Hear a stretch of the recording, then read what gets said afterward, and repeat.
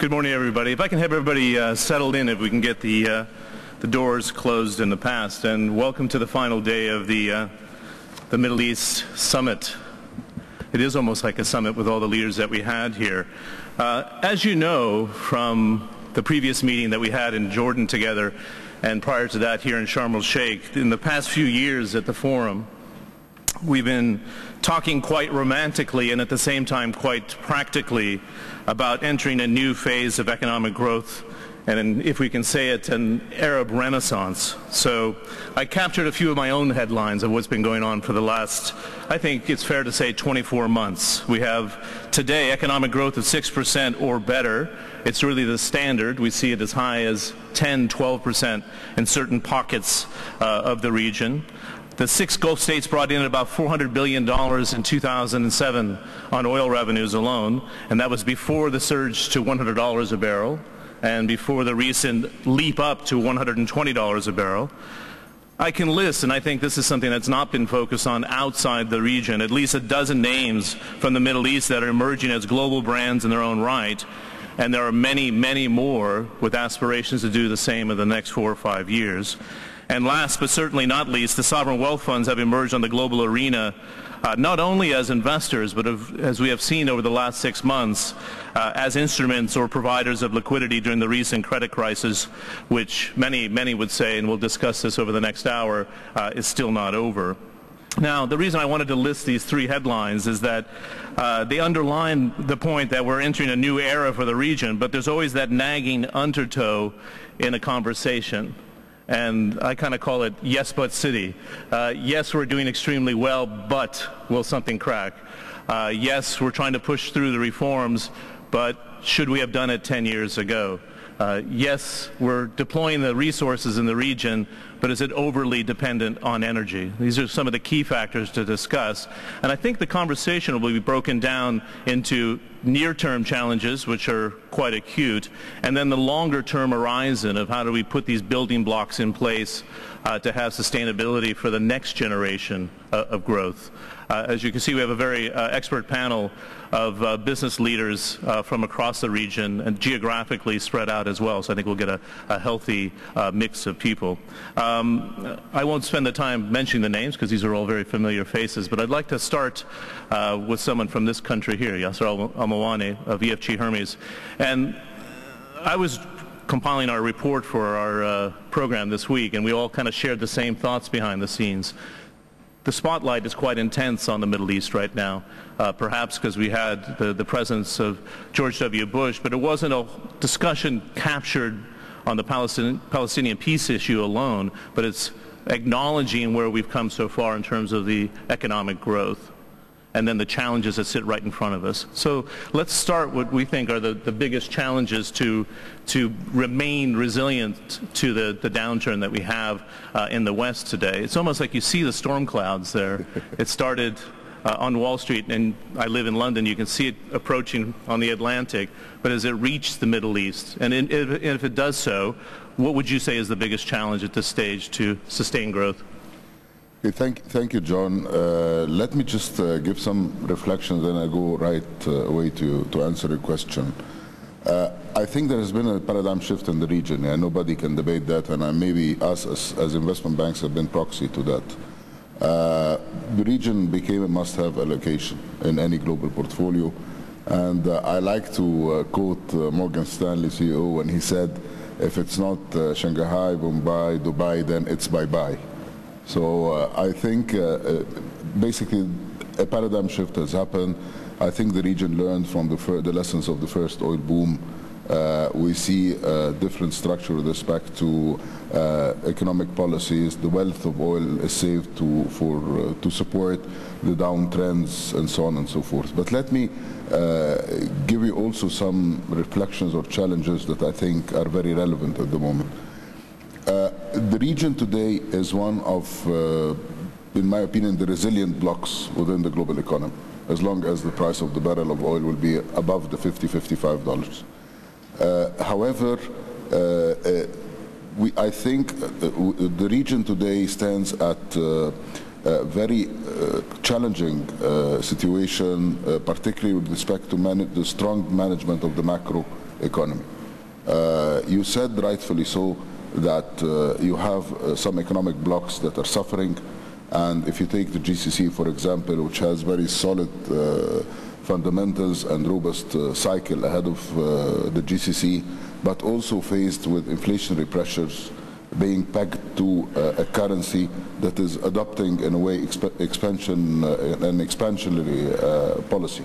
And this in itself is very challenging, because it will, first of all, it can subject asset classes to a bubble.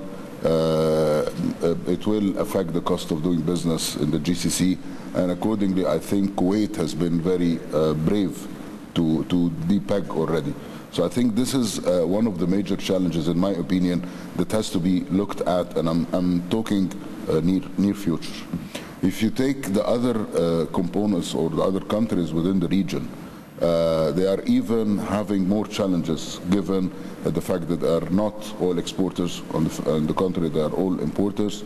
And in that, they have no choice but to streamline target subsidy to the poor, and in fact do what Jordan has done with respect to fuel, speed the reforms, the structural reforms and privatization very quickly, and work on the social dimension. And here I would like also to say that better communication with the investor base and also the masses is becoming key. Because you will find some countries, but not the GCC, not the oil exporting, but the oil importing, will have to take very tough measures that in essence may not be appealing to the investors, nor to the masses at large in some cases. And I think Egypt was a case in point during the last two weeks or so. So the communication with the investor base and with the community at large now is becoming extremely important. Business environment also, I do not think we have the leisure today to look at the Arab world or our region as separate countries. Of course, we see GCC are getting more intact, but still, I can't understand how can within the Arab world accessibility doing business be hampered by nationality or by. I think it's high time to break up the barriers, to make sure that there are strong regional champions that will take this region to a different level. It's again, intra-regional trade and investment within the region have been standing around $17 billion. It's nothing. It's nothing. At a time when you have areas with massive resources, money resources or oil resources, and other areas that has human capital and has a lot of investments to be done. And at the end of the day, there is an absorption capacity.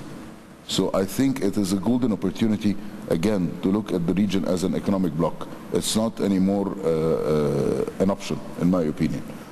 Last but not least, and I think this is something that actually I touched with Hanadi in the room before we come here, is education.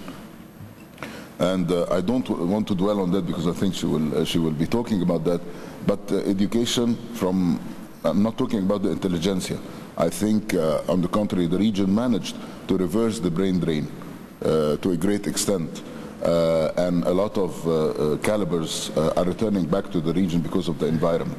But what I'm talking about is basically from the roots, and particularly in countries of mass population, where you really need to define again obligations and rights, and to develop the children basically from the basics to be ready for the next generation, so that we don't get lectures anymore.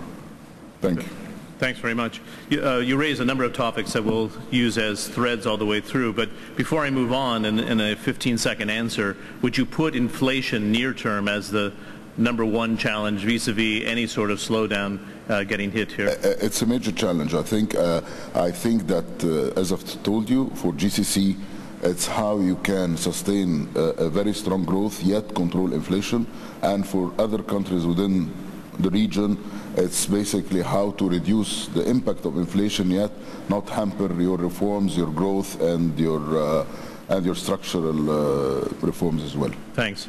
Sheikh Hanadi, I think it'd be good to move to you, and I know we had this discussion in the past about the skills gap, and I think it is a skills gap from top to bottom, and it's not because of education from abroad, but it's what are we training our people to do from top to bottom, and are we finding right today in terms of where we are in the economic cycle that this is extremely pressing, that we can't advance the next to the next stage of economic growth without that skills gap being filled? I agree, absolutely. I think what has been mentioned more than once is this notion of creating 100 to 90 million jobs over the next 10 years. I think the question that we should ask is that we should create 90 million employable people within that period.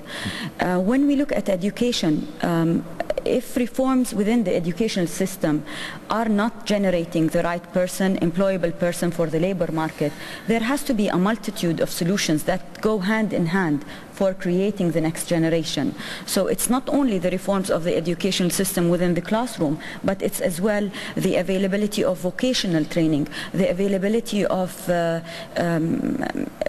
encouraging entrepreneurship, encouraging achievement within the Arab world, I think might lead a more sustainable economic growth.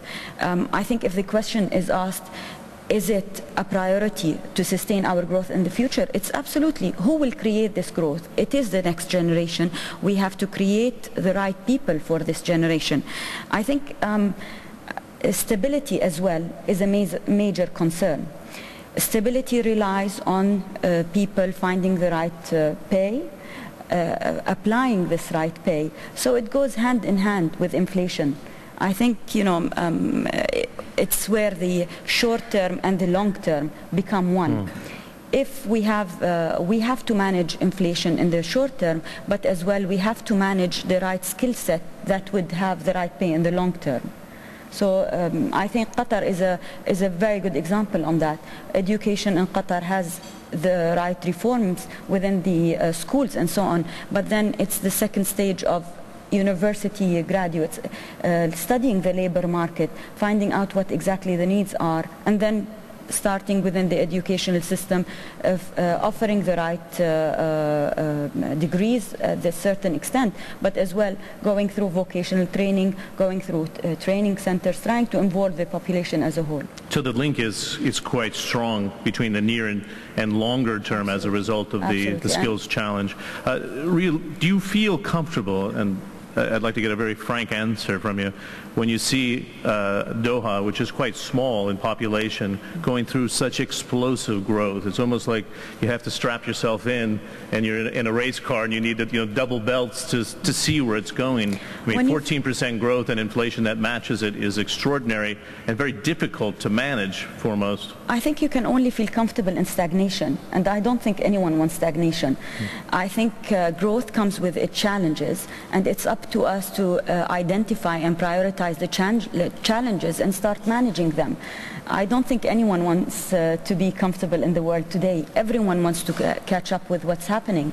Growth comes with its symptoms, with its problematic approaches. But, I think a lot of management needs to be there to manage this kind of growth. Okay. Mazen, I think it'd be interesting to bring up your perspective, because you operate in, 42 countries around the world now, and I talked in my opening comments about the development of global brands. You're one of them from the region. You're playing at a very high level and exporting to the U.S., into Europe and other parts of the world, and you have manufacturing hubs throughout the region, which is very unusual for a Middle Eastern company. How is that process working with your different manufacturing bases here? From your perspective, can you gain the efficiencies that you want? Do you get the right workers into the plants that you need? Do you feel as comfortable with your facilities here vis-a-vis outside the Middle East? Well, John, in our part of the world, I feel from our experience that we have sufficient manpower experience in terms of technology, in terms of capabilities. The Middle East now is becoming more and more of a hub for us for manufacturing and exporting. The only concern I have about is the Middle East is how can we have this sustainability in terms of growing in this part of the world. There are many impairments that have to do with I always say governmental issues and bureaucracies in terms of not opening commerce in the Arab world, legislative issues. These are sorts of things that we don't find in other markets. The MENA represents for us around 45% of our business, the US 40%, and Europe is 15%. The MENA is not one market. The MENA is 18 different markets. Every Arab country has its own legislation, has its own financial system, has its own procedures. And this is a headache for a company to come and work with having 18 different strategies. While if we go to markets like Europe or like the US, now they're one market. So literally it takes us the same management time to prepare a file for one product for a country like Qatar or Bahrain, or to prepare a file for a market like the US. Now the whole MENA market represents 2% of the world pharma industry in terms of dollar value, and this 2% is divided in 18 markets. So I believe for having sustainability in the Middle East, we should have a greater Middle East whereby we will have no borders, whereby we will have one legislative system for the industry, whereby any person can freely fly from Cairo to Bahrain, to Amman, to Tel Aviv, to wherever, Yemen, wherever you want to go. And there are it should be a borderless society. And talking about, I'm not a banker, I'm the only one actually that's not a banker, but let me tell you from my experience, life will be much easier if we had one currency in this part of the world. Now in the States, you have the dollar, you have the euro in Europe. I think it's high time that the Arab countries and Arab economies be more resilient in adapting one currency, because once you do that, you cut all of the pegging, all of the inflation aspects, and it becomes more of a controllable market whereby things can be much more predictive and could be much more planned in a more proper manner. These are things that I look at. One thing that I would also like to go back is education that Sheikh you touched about. I believe also in the Arab world, we are growing too fast without having the growth in the system and in the people that are growing with us. So sometimes our economies, our global companies are growing without having the human infrastructure. This is where the investment should be. And we cannot have this until we have the Arab citizens in different countries living on the same standard. We cannot have an Egyptian living on $100 and a Saudi living on $2,000 a month and a Yemeni living on $50 a month and an Israeli living on $15,000 a month. There must be parity and equality in this part of the world in terms of redistribution of the wealth among people in education, in healthcare, and in having the sustainable quality of life for the region. Citizens must be equal in order to have a sustainable growth in this part of the world. Yeah, I have a theory, which I'll follow up with you just briefly, that there's so much liquidity in the region right now, and it gets to the heart of our theme here, the resilience of the Middle East because of the liquidity we have today, even supplanting the work of the IMF or the World Bank in the region, because it's not loans to come on to build a bridge, but it's actually private sector money going into the region and saying, I want a return on my assets. So this is a very big role for some of the Gulf players to play by putting money into the region. But this is the first time that I've heard publicly people talking about a wealth transfer from the GCC states into the less developed countries of the Middle East, which I think is actually a positive thing. But are we not dispersing the money correctly? Is it being concentrated too much on glamour and not enough on building a greater Arab free trade zone? Is that what you're really getting to the heart of here, Mazen? I believe countries like the GCC, Saudi, the Levant, in order to have sustainability, there must be on a populist level that equality. So this is what I'm talking about, yes. And you know, we are in the region. I mean, we can keep importing from the outside world. We can keep importing labor. We can keep importing technology. But I believe we have the technology. We have the capability. We don't lack the skills. We have the universities. And we have the infrastructure. So let's utilize it more in local resources. I mean, I can give you several cases of companies that have succeeded in the outside world, outside the Middle East. And they go and they compete in the States, they compete in Europe. So we have the resources and we have the technology and we have the skills in the Arab world. So let's more utilize it in terms of the mechanism whereby people will be more adaptable in being able to compete in the future by doing that process. Yes. Okay, thanks. Let's go to another banker then, Khalid, and get your thoughts. I'd like you to concentrate, if you can, on the near-term challenges and then the opportunities that will emerge as a result of getting past the near-term challenges. What do you see as the biggest threat now to the growth momentum that's definitely behind the region? Just let me correct you on Mazen. I'm not a banker either, so I might sit in a bank, but I'm not a banker. Before I answer your question, you started talking about the world, Washington, or shall I say the Wall Street is touching now Europe, and are we basically safe and immune from what's going on with the subprime problems and what's been going on from liquidity squeeze? My answer to that is no, we are not. And we do feel that. We do feel it big time today when a lot of banks sitting on cash, the lack of interbank lending, like it is anywhere else in the world. Or if you're going to get cash, and some do, you're paying substantially higher margins than you would have done. Are you sure you're not a banker? Sure, I'm not. That's why I'm not a banker. We are not immune. It's catching up with us. It is there already. And it's always been the case. Wherever there is a recession in the West, it hits us, or whether there's a slowdown in the West, it hits us sort of 18 months to 2 years down the road. So that's coming sooner or later. I think some of the things mentioned, just coming back to your point, in terms of near-time challenges, I would say it's been the same thing, these challenges, in the past 5 or 7 years. Yes, we have. You started by saying we've grown 6 to 7 to some 10% per annum of some of the countries.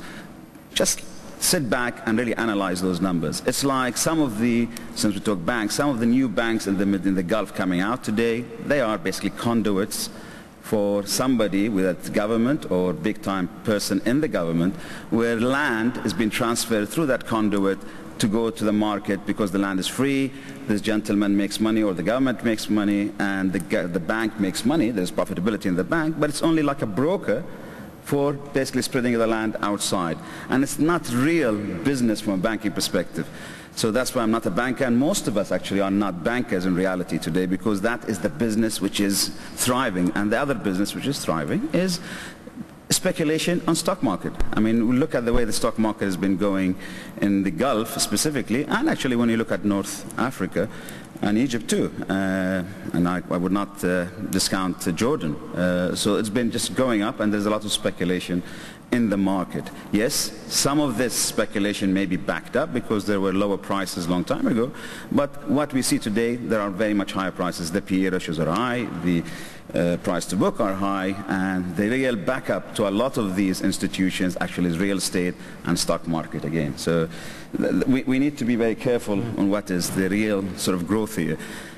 Yes, money has grown. The oil prices have, we've been blessed with the oil prices going up. The gas, natural gas prices and demand on it is very, very high.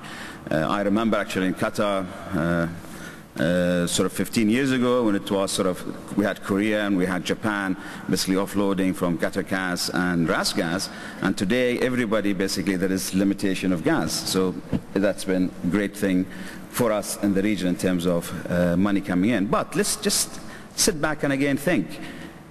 There's so much money has come in, so much liquidity, but look at your middle class.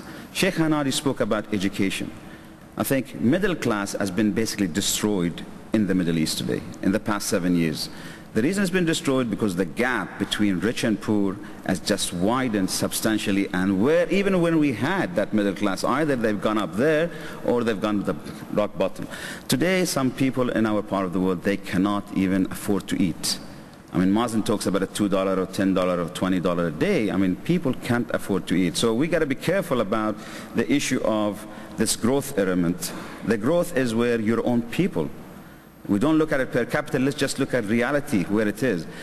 Our own people, majority are suffering. So let's put those facts on the ground before we just talk about things. And when you say money shifting from the Gulf, of course, that's a necessity, because at the end of the day, your stability, your security, one important aspect that your neighbor is stable and your neighbor is secured, and let alone that your neighbor speaks the same language, has the same religion. So that's very, very important that we do so. However, before you start going out, again, without mentioning any names in the Gulf states, by God, when you go to a lot of the Gulf states, regardless, each of the 6 Gulf states, you would see a lot of people actually within that state where they are living in much, much, much, much lower, and a lot of people in other places of the world. So you need to look after your own people and then go out too. So it's very, very important. So it's within and outside.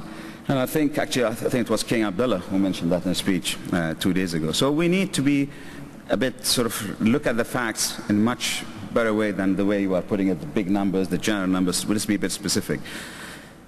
Education, I would like to hit on that, because that is the biggest challenge we have. We talk about education, but education, we talk about it as, well, let's have trainable people, let's have employable people. I would say, let's start, you started it, but we didn't go for it. You say top down. I would like to start actually from training and educating the top before I go bottom up, because if you don't start at the top and people understand that they have to, and part of education is reform. You got to be reform-minded and to teach these leaders how to reform. And to reform is not an easy thing, because you have to pay a price. You as a leader have to pay a price. I actually 2 days ago mentioned Dubai. I think Sheikh Mohammed bin Rashid has done a great job. He doesn't have oil, he doesn't have gas, but Dubai, I mean, even Yasser, our top investment banker guru here, he said Shanghai and Dubai. And Dubai is a name which is on the map today. And they don't have any of the resources of the other Gulf states, but they've made the name, they are there. And I think actually it goes a long way because of the leader, Sheikh Mohammed, and his father before him, putting what we have today that we call Dubai on the map. And I said it 2 days ago, and I repeat it again, because it's important to repeat this. I don't think Dubai has lost its identity, as everybody says. Actually, Dubai created a new identity, and it's put itself on the map. From 50,000 people to 3.5 million, and soon will be 5 million people in Dubai. But let me just finally talk about the inflationary factor aspect. A lot of noise has been made about the de-picking in the Gulf states with the dollar. I don't believe that they will do it, the Gulf states, but I think it's a necessity today, and they have to revalue the currency. The way it's happening without revaluing, it's becoming like the state subsidizing everything and it's really basically being nice to the people. As usual, that's again the point of education of the leaders, is that we are looking down and the people saying, we give you something. We reduce the prices because rather than the price being so much, we charge you so much. I think that's totally unfair to do that, and that's not good in long-term stability for the region, because your people, they need to see that they are doing it and they are making it themselves, rather than you being charitable to your own people. So I think the revaluation of the currencies in the Gulf is a must, because the inflationary factor is so high in the Gulf, which doesn't make sense. Good. Indeed, he's not a banker, I'm sure. He's not a banker. Let me follow up, if I can, Khalid, very quickly, and this is something we've been covering as a subject over the last couple of months. It's the toolbox in which to combat inflation. With the exception of the Saudi Arabian Central Bank, the sophistication of the tools to deal with the inflationary challenge are not there yet. So it's not you can put off the challenge against inflation because you don't have the toolbox ready. So we need to have greater sophistication within the banking system itself. You acknowledge the fact that it just hasn't matured to the level to deal with this in a very fair or equal way. Well, I think, yes, I fully accept that. But let's just again backtrack. We in the Gulf, some people will say, well, we export. The only real thing we export is the oil and the gas. And matter of fact, everything else is imported. We are importers. We import everything. And because of that, that's why I'm saying either you depeg, because most of the things we import are non-dollar denominated. So if we're going to import all that today, and it doesn't take any sophistication, it's a simple thing, That's why I'm not a banker, I'm not a statistician, but I'm just looking at the pure numbers here and the pure policies behind these numbers. I think it's very, very important that we do not complicate the issue. It's simple, it's in front of you. I know, I appreciate, we're not going to depeg until, because again, I question the element of sovereign wealth fund, because that hammer sometimes is not as sovereign as it is, as everybody thinks it is. So I think we have to revalue our currencies as of today, because we have to match that challenge. It's unacceptable, and I'm repeating myself, but I think it's important. We are not seen to be charitable towards people. It has to be that on the top thing with our leaders in the Gulf. Okay. Simple, Yasser, to get your input on this is not necessarily just to revalue against a single currency, but to move to a basket of currencies, which would even the ups and downs out. No, I think I totally agree there. That was the start of my comments, that the Gulf states has a very challenging job, and in fact it's contradicting. I mean, they have to take a stand, and I think actually what Khalid was alluding to, I believe that the problem is that politics in a way is overshadowing economic decisions. That's how I see it. Because logically speaking, yeah, with all, I agree with you that sophistication can be, but no, at the end of the day, it's not, you can adopt a model to have a proper monetary policy. That's not nuclear physics today, and you can get help to do that. But I think it's politics overshadowing economic decisions, in my opinion, and that is why I think Kuwait was bold enough to take the decision, and I don't think other Gulf states will be able to sustain the current positioning. The dollar, being pegged to the dollar, is basically inviting a relaxed monetary policy to support an economy at a time when you have growth, and you need to make sure that you don't have asset bubbles, which Khalid has mentioned. Though I disagree a bit regarding the capital markets, the equity capital markets. I think that this is business, by the way. So yeah, I'm not a banker. No, I disagree a bit. I'll tell you something. The more you open up the market, you subject this particular market to less volatility. And let's take Emirates, for example. Emirates have started allowing foreign investors to go and invest in the equity capital markets. You will see the volatility lessening. If you mark the beta of the UAE market to Saudi, for example, you will see that it has developed. I think Qatar also have done the same. If you look at the capital markets, yes, performance has been good. But again, economic fundamentals were okay, and inflation up until the beginning or the mid of 2007 was still under control. If you look at markets like Saudi, for example, in fact, what happened is the complete opposite. It's going down from 23,000 as an index to 8,000. So what I'm trying to say is that equity capital, there is a decorrelation today. Yes, we're going to be affected by the big boys, no doubt about it, but still the region has a good standing and resilient to the external shocks, particularly the GCC, more than other countries. I think Egypt is more vulnerable and other countries are more vulnerable. And here, again, I'm iterating what most of the panel have been saying, and even Mazen. It is extremely important to look at the Arab world as an economic bloc, with all what it takes. Complementarity of human resource, complementarity of investments, inter-regional trade and investments. What Khalid has been talking about, social justice. Because ideally, you can say that, yes, for the region to function, everybody has to have an even standard of living and the likes. But in practicality, it will never happen until you basically treat it as an economic bloc. Otherwise, it's just a talk. In reality, it's just a talk. And I think that if we don't do that, a lot of resources of the oil wealth that we are talking about during the coming 5 to 10 years will go again to the West and will not be invested, because at the end of the day, there is an absorption capacity. Yes, GCC have supported MENA in FDI big time during the last 5 to 10 years, but if you break the barriers, if you make it a common market, sort of, even before going to the currency issue, then we have a chance. You raised a number of different points about lowering barriers. After this final question here, I'd like to go to the audience. So if you have some questions, please prepare for them. There is Dubai envy. I'm in the region twice a month, and I'm going in the GCC countries and into Jordan and into Egypt quite regularly, and we are very sensitive to what's going on.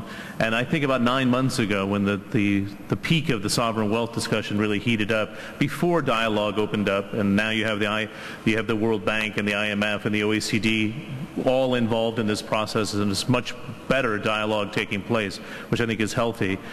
You just see money coming out of nowhere to compete against Dubai. And even the number of financial centers that we have in the region, do we really need 5 major financial hubs within this population of the Middle East? The answer is probably not. But is there a danger here that it's all about flash, and it's all about building some glass buildings to be the next Dubai, and that is not a smart strategy? Who wants to take it? Please. Well, after you. Okay, look, Dubai has the first mover advantage. I mean, they had the vision and they had the first mover advantage, and I think they became a reality. So, and they are growing. They have characterized themselves as a hub for not only financial center, quite honestly, it's just for services and doing business, conducting business and ease.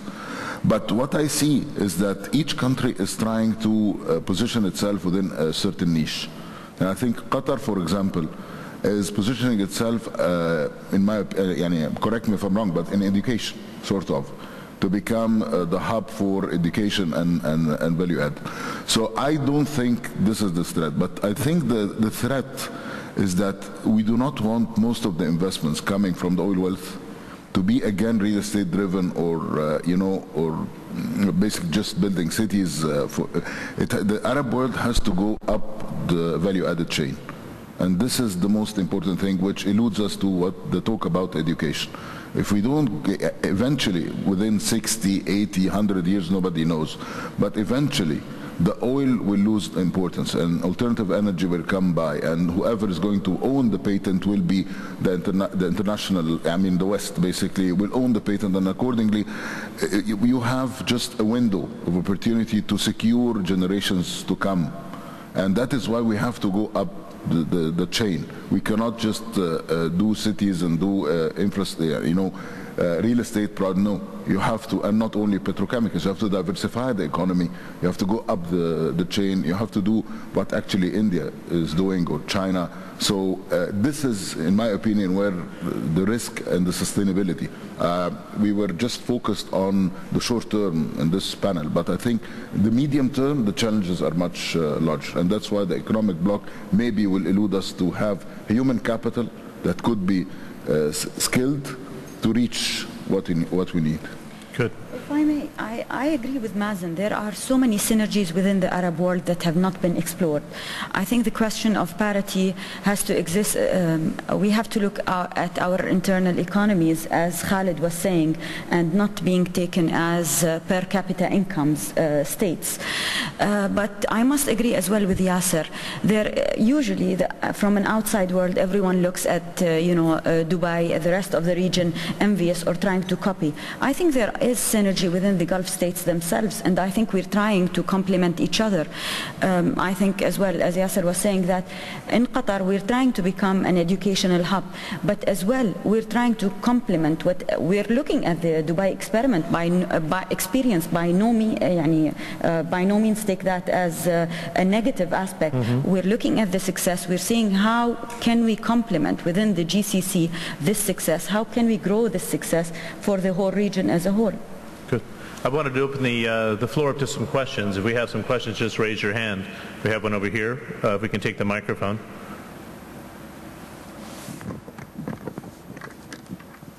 I would just ask, because of time, to be brief, and if you can direct your question to somebody on the panel, it would be great. Thanks. Adam Leach from Oxfam. I think it's tremendously inspiring to hear global leaders of business from the Middle East talking so inspiringly about people and societal needs. And I think the importance is understated, but is only understated by the fact that there are conflicts in the region. Now, what's inspiring is that there is a strong statement from all of you about what's possible in the region, that this is a region which is not just about conflict, and that is a responsibility that I think that the international community needs to pick up and resolve. But I think domestically, talking about the region, I'd like to ask us two questions. One is, can business ensure that government and civil society moves from recognizing societal needs to delivery? And secondly, how can business leaders like yourselves work collaboratively and more to bring the changes in trade regimes that will make these synergies and complementarities possible? Thank you. Thanks. Yeah. Thank you very much. Just a clarification on your point about the conflict, and that's based, well, we have to rely on the international community. I disagree on that.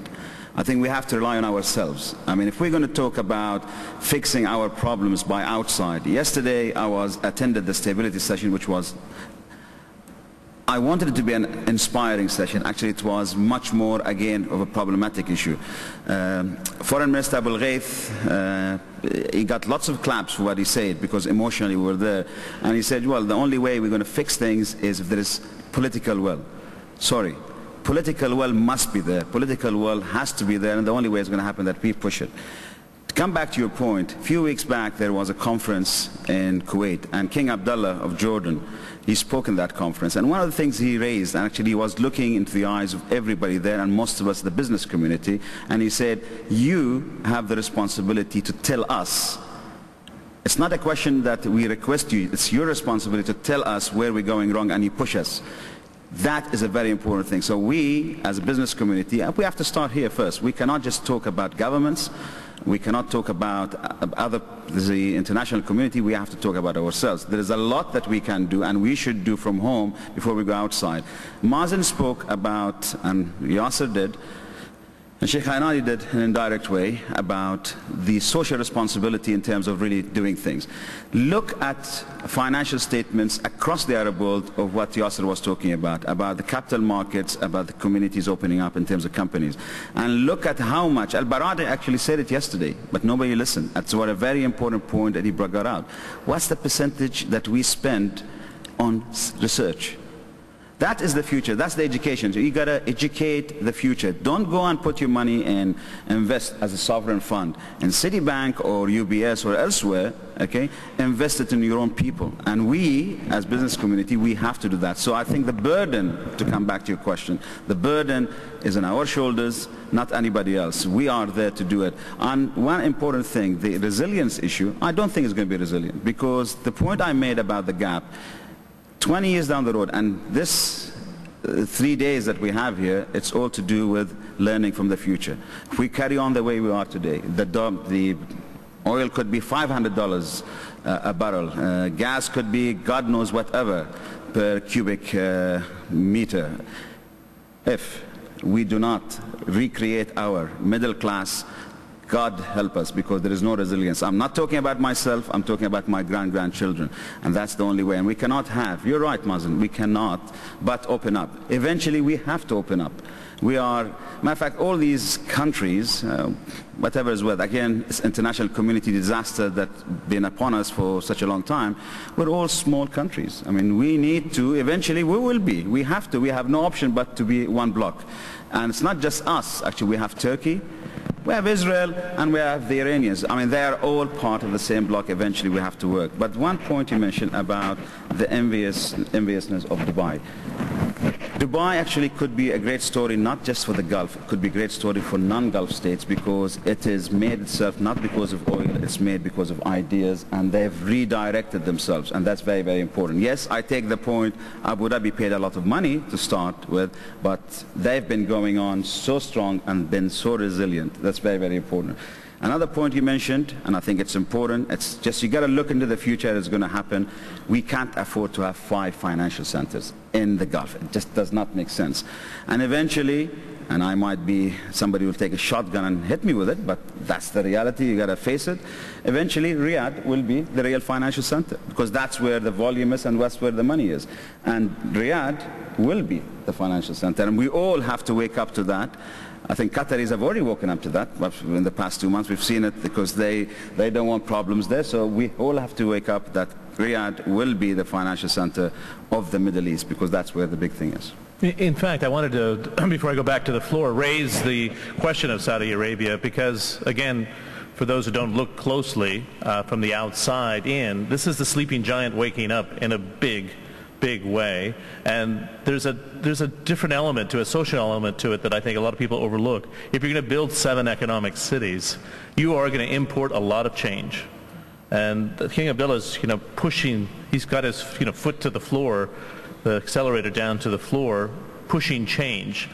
Or who wants to comment how comfortable you are with such a massive scale of a project? It's really kind of the Marshall Plan multiplied by 4, I think, if you're going to try to build 7 cities at the same time. Yasser, you go there, of course, for business. Saudi is a real economy. I agree 100% with Khalid. Saudi is a real economy. It also has an industrial base which is different than other countries within the GCC. So it has the elements of becoming very sort of a hub or a center. The issue is the pace of change and the pace of openness. At the end of the day, until now, foreign investors cannot access the financial market. I think still, you're talking about time. Logic, I agree 100%. And I think that was my conviction, is that if we don't have a common market, if we don't have the Arab world as an economic bloc, then forget it. And I agree with Khalid that we will never have 5 financial centers, but I said I think each country will try and basically concentrate on a niche. I think Saudi is so far has been developing from within, and it has not opened up yet. When I think is a challenging question. I can't tell. I don't know if Khalid maybe is an insider or something. Mazen, you have a facility in Saudi Arabia, right? You have a manufacturing facility. You're a front row witness to the change. I think we're kind of papering over it. It's a historic move, and he's trying to accelerate that process in a very, very big way. Yeah, definitely what has happened in the kingdoms of Saudi Arabia during the last 5 years has been phenomenal. And Khalid, Saudi Arabia also exports pharmaceuticals to the U.S. Not only we import, we export to the U.S. So the technology is there, the infrastructure is there. I was yesterday in session, and I'm telling them, today in our company we have more than 28 very bright young Saudi engineers, pharmacists, technical people. They're doing a very good job, and it is opening. And before it was closed, and there were certain sectors that you cannot invest in 100%. But we, for example, in Saudi Arabia, we invested 100%.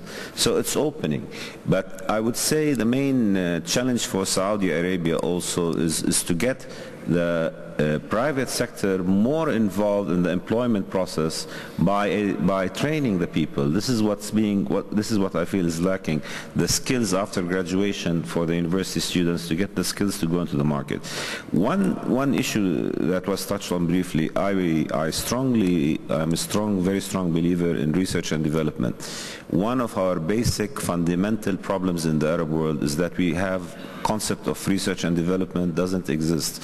We as an Arab nation spend 0.8%. This was one of the last UNDP reports. In all the world, you're talking 5-6%. In the pharma industry, you're talking 12%. So this has to be a sustainable thing. And it's the responsibility of the private sector to initiate the process. And this is answering a question from the gentleman from Oxfam. The private sector is becoming more and more proactive in the Arab world. And they are taking a more leadership role in talking to governments. During the last 5 years, things have changed in the Arab world. Prior to 2000, I would clearly tell you that we had problems in commerce, we had problems in trade, we had problems in banking, and the private sector was a little bit hush-hush. we were not going out publicly. During the last 5 years, if you have a problem in Saudi Arabia, I pick up the phone, I take an appointment from a prime minister or a minister, I go and see him in Egypt, in Bahrain, in Jordan. This didn't exist 5 years ago. It's existing now because the world is getting smaller, and the Arab nations do know and do realize that they cannot afford but to open up and to listen to the private sector, because the private sector is the one that's empowering the public sector indirectly, and this is where we become an important economic pact in the Arab world. So the private sector is taking a role in that sense. Good. Thanks very much. Another question here, and then we'll go there. Yeah, and then we'll try to come back here. If I can just ask you to be direct, thanks. No. On to Mike. Can we make sure that the microphone's turned on, or get him another microphone, please?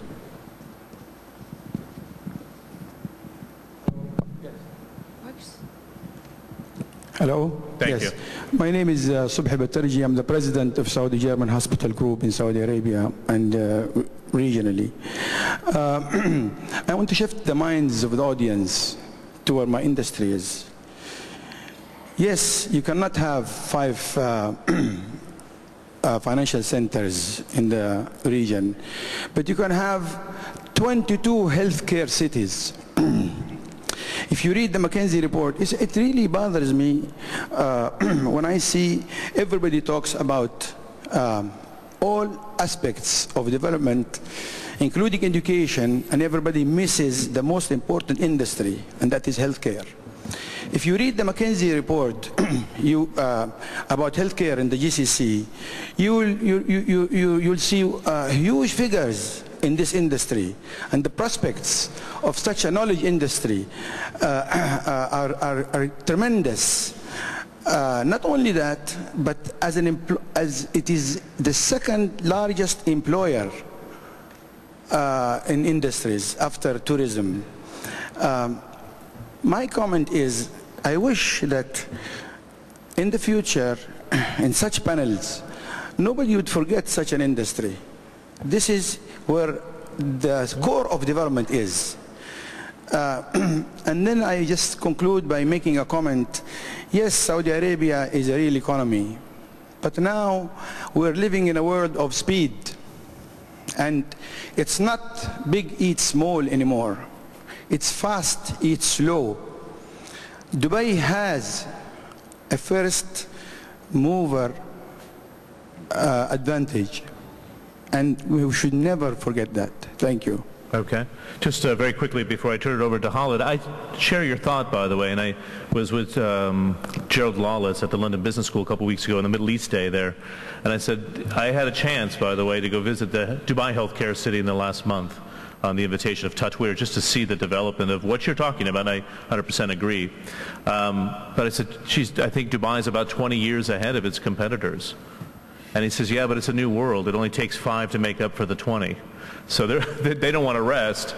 And I think the emergence of Qatar, for example, and the emergence of Abu Dhabi, and the specific industries that Jordan's decided to focus on is a very healthy component of the Arab Renaissance that we're talking about, because people have picked their niches and have pushed forward. But I find it fascinating that Dubai doesn't want to rest itself, because they realize the competition is coming on quite aggressively. Should we be paying more attention, and can you move fast into healthcare, Khalid? Because that, again, it goes back to Sheikha's point that you got to have, you can't just build the buildings, you got to have all the trained personnel from top to bottom.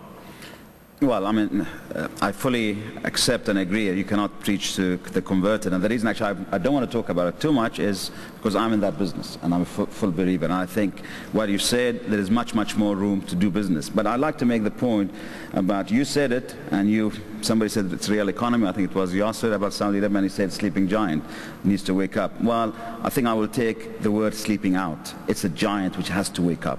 Has no option but to wake up. There are lots and lots. Mazen was talking about the positives, and I think there are a lot of positives in the past 5 years in Saudi Arabia, but there is so much which can be done, as they say, shakhta. It doesn't need that much brain power, basically, for it. So there is a lot which can be done. But rest, from a health perspective, there is a lot of potential in the Arab world, from Morocco to Bahrain, and from Lebanon to Yemen. There is substantial requirement, need.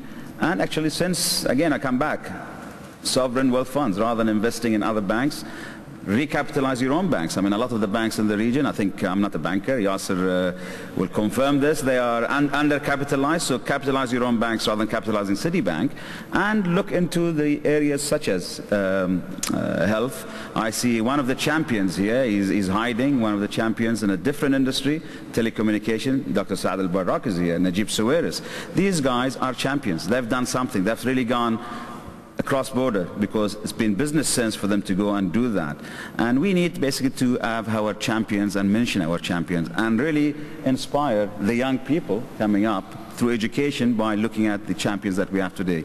In 5-10 years down the road, it's very difficult for Saad al-Barrak or Najib Sawiris to do what they did 10 years ago, because the room, if we carry on the way we are from a resilience perspective, we will lose out. So we need to create the environment that we have lots of Saad al-Barraks and lots of Najib Sawirises in the future, that the room is there and there is equality. I think you spoke about equality, but equality in terms of opportunities. We've got to create the opportunities for the new generation coming up. Good. The only person that's not happy about this conversation, or the only industry or hospital, is probably the London Clinic, because every time I go to the London Clinic, it's filled with people from the Middle East. So they're going to be suffering the blow of this. Sheikha? Can I disagree with you on one thing? I don't think it's a race. No, that's a no. Sorry, let me move on. I don't think it's a race. I don't think it's a first, second position on what you're creating. I think what we're using, the numbers that we're using have to trickle down to the quality of life that we're providing for our population. And secondly, on the business environment that we're creating to encourage long-term growth within the private sector. So I think, yes, Dubai has created a very successful model, but I think no one should take it as a race. I don't think we should all be inspiring to go on the first place or second place. I think each one of us has each one of the countries within the Arab world has a lot of challenges that they have to face today for the sake of their population, for the sake of their sustainable growth prospects in the future. Good. I want to just take one more question, and Lula Zaklama had her hand up early there. And then I think we should probably wrap. Please. My name is Lula Zaklama from Egypt. I specialize in corporate communications. I have a question to Yasser and Mazen. You both talked about no borders, one currency, freedom of movement of goods and services, and this definitely will answer the questions that were the challenges that were raised by Khalid, middle class, inflation, etc., etc. Is this honestly doable? Is it a reality? Is it a dream? And how long will it take us to get there? I'm not a banker, I'm not a politician, but I'll tell you one thing. It is doable, and it is doable in the sense that it's becoming more and more of a must. Yani we've seen some clusters working. We've seen the MCMAC in North Africa. We've seen the GCC growing. So economically, there was the start of this, but it needs a political will, basically. This is what it needs. Yesterday we had a scenario of the future of the Arab world. We talked about it, but I think we can definitely see that. I would say I can see my grandchildren enjoying that. Let me put it with this perspective. It is doable, yes. Yasser? And I, quite honestly, I second Mazen 100%. I believe that it takes leadership. It takes leadership. On practical side, in fact, it happened because you've seen a lot of regional champions, like what Khalid has mentioned, like Saad or Naguib or whatever, managed to cross border despite the problems, using all kinds of kafil and guardian and going. But eventually they've done it. They've done it, and they've done it in a big way. So what I think, yes, 100% it's doable. Timing, nobody will control timing unless there will be a champion to the project, and the champion should be leadership. I think it's time to converge the leadership, the political leadership, with the economic targets. And this is how you achieve it. And now we're not basically inventing the wheel. You have a lot of economic blocks around the world that are now functioning that, in my opinion, if it was not for what they had, for their vision, I think they would have been in problems. Okay. I'd love to field a number of questions, but our time is up. But as they say in the business, you've covered a lot of territory within an hour. I mean, two things are stand out right away is that we talked about a skills gap. There's an expectations gap. Because people are trying to catch up very quickly right now. So they're deploying resources and particularly money in a very aggressive way, but it's being directed, as we can see, all the way up and down the human chain from education. If you even take the Saudi example of what it's trying to do in terms of educational reform, has the market opened up as fast as it should? Clearly not. The barriers to trade need to come down. Some of the traditional trading families within the region need to embrace the change that's coming and move forward. And the only thing we didn't cover, which I think is going to be the next wave of growth, and it's a conversation for next year's forum, is the consolidation that's waiting to happen. So our bankers on the panel know what I'm talking about. When you look at the banking sector itself and the consolidation that could take place and creating some national banking champions within the region as well, that's going to keep the bankers busy for the next 20 years if the markets open up well. Let's see what we do on currencies, and let's hope we get through the inflation challenge. Thank you for the questions from the floor, and it's a round of applause for the panelists this morning as well. Thank you.